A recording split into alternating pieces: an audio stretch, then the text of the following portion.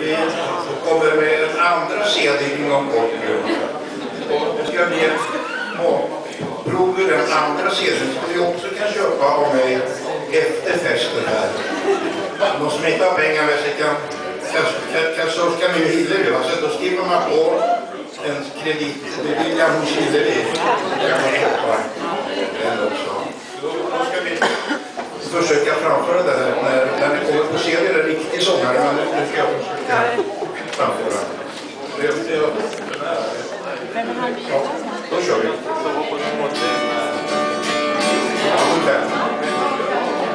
Jag och kassörska heter Hillevi och hon i Barnsjön Nygård, och hon har så många kort som är så vackra att de lockar till besök, men de kan också bli till i någons kök. För Hillevi och låda både entrecote och biff, och så de satte det på käket sätter piff.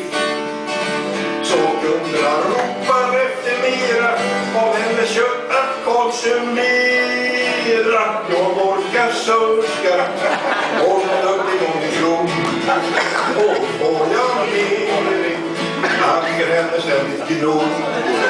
Han gör sitt bästa som att till en liten nöjd, så det på kvällen blir alla hjärtans fröjd. Jag sprången om tävlingsskytte och om jakt,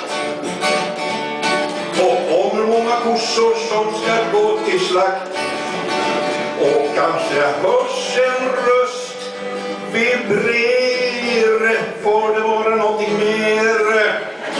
Jag vår kassörska är så vacker man kan tro att man vill belända och inte få någon ro. Från hennes ögon ger en enda liten blick en helt förtrollande adrenalinkick.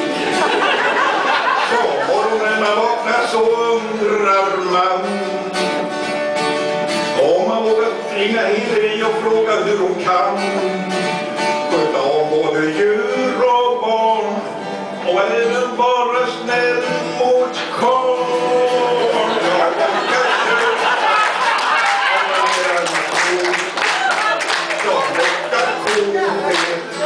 Och sen fick han gräsökron.